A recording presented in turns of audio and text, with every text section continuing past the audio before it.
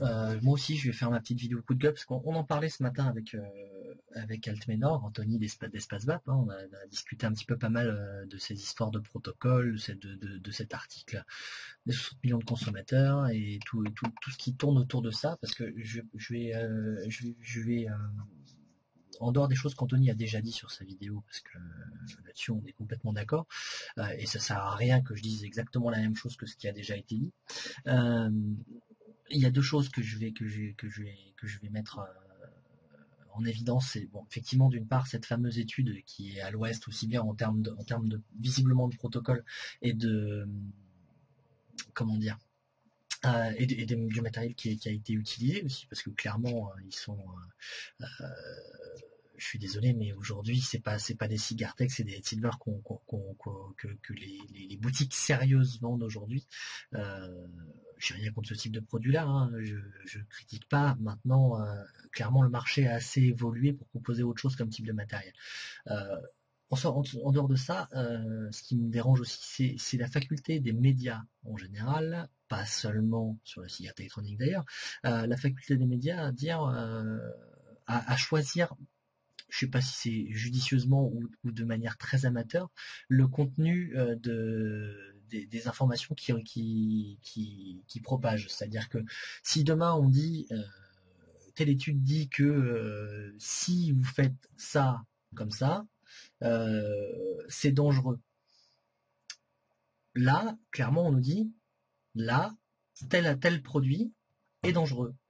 On occulte l'information telle qu'elle devrait être donnée. C'est-à-dire que pour faire de l'audience, de l'audimat, pour attirer des lecteurs, le titre racoleur et 60 millions de consommateurs en tête de ligne. Hein. Clairement, le titre de l'article est racoleur au possible, et clairement ça me dérange. Aujourd'hui, moi, ce qui me gêne, c'est la mise en évidence d'informations incomplètes pour choisir, parce que même si l'étude était mieux réalisée, on a trouvé des traces de ceci. Non, c'est on a trouvé ceci. Voilà, on a trouvé des traces de métaux lourds.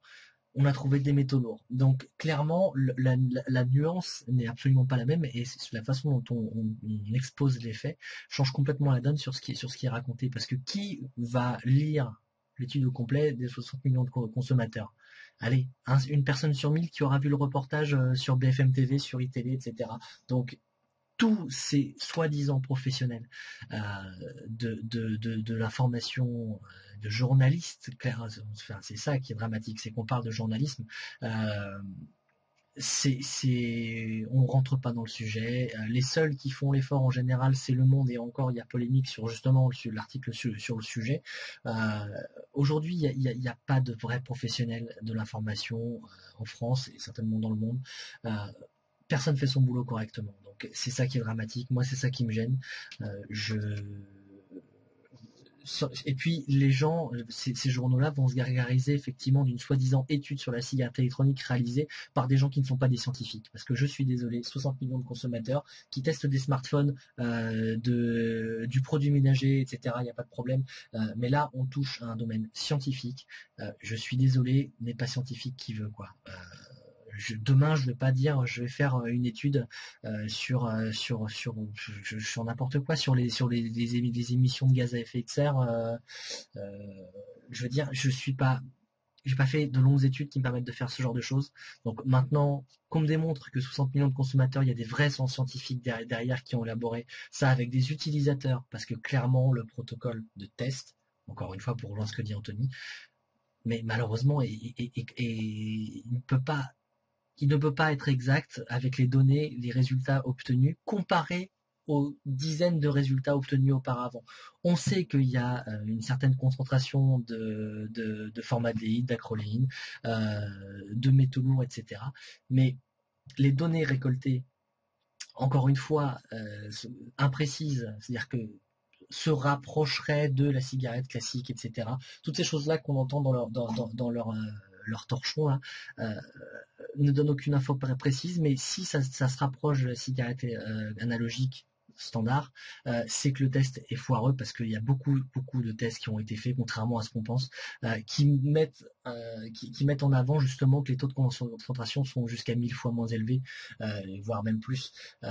Donc la psychose générale que ça engendre est juste hallucinante aujourd'hui.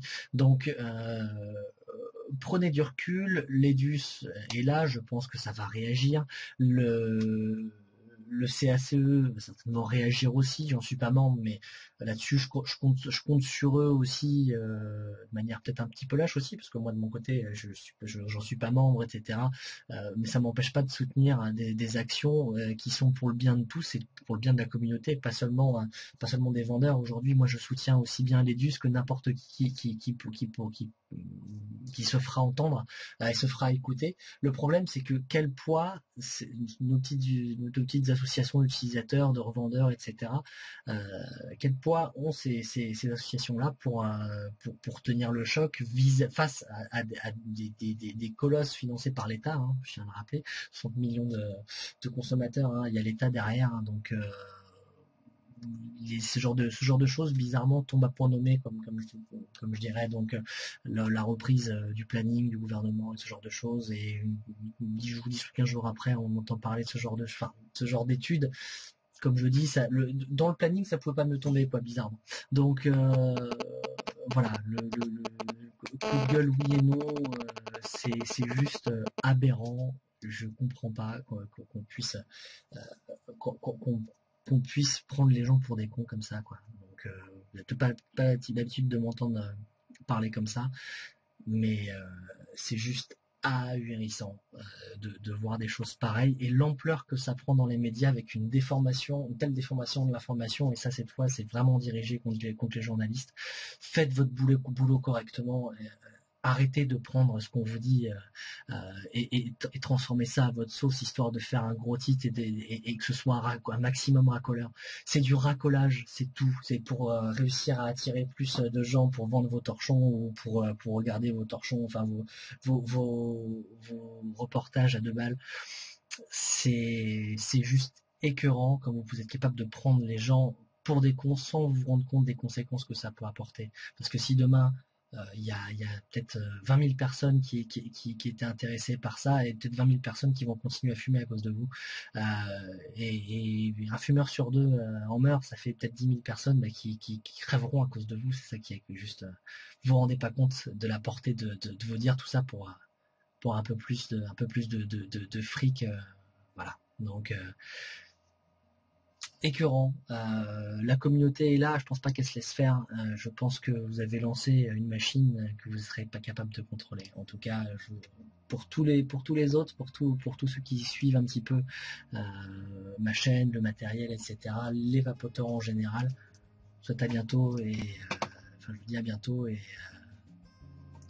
on arrivera peut-être à faire quelque chose. Salut.